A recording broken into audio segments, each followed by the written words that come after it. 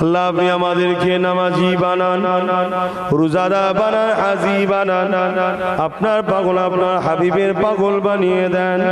আল্লাহ পারো দোয়া চাই আমাদের প্রত্যেকের কারবার ব্যবসা বাণিজ্য অভাবকে দূর করে দিন আল্লাহ, আমাদের রুজি সুব্যবস্থা করে দিন আল্লাহ, হালাল তিজারতিতে আপনি বরকত দান করুন আল্লাহ।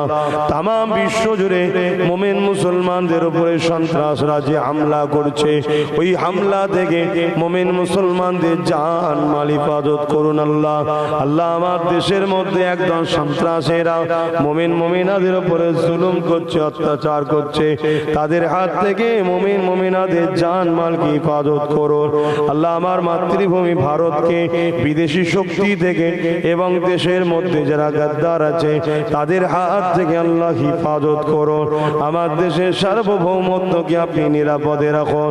আমার দেশের সেনাবাহিনী, আমার দেশের পুলিশ বাহিনী, আমার দেশে আরো যত বাহিনী দপ্তর আছে সবাইকে সুস্থ জিন্দগি দিন ভালো রাখুন।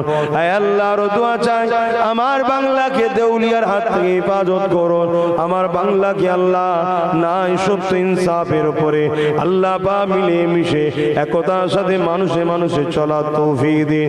আয় আল্লাহ হাবিবের খাতিরে আমার রাষ্ট্রে যারা বসবাস করে বিভিন্ন ধর্মের মানুষ, প্রত্যেকে মানব বন্ধনের সঙ্গে আমার রাষ্ট্রের সার্বভৌমত্বর বিকাশের জন্য একতা হয়ে চলার তৌফিক দেন।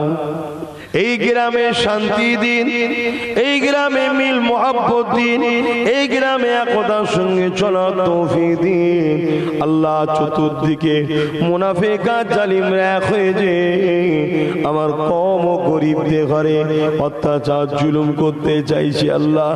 আল্লাহ একদল মানুষ আমার কমের উপরে ভর করে ক্ষমতায় আসে, কিছুদিন পরে আমার কমকে আবার লোটে, আবার আমার কম বিশ্বাস করে আবার এক দলের কাছে যায়, তারা আবার লোটে, আবার পালিয়ে গিয়ে আর এক দলের কাছে যায়।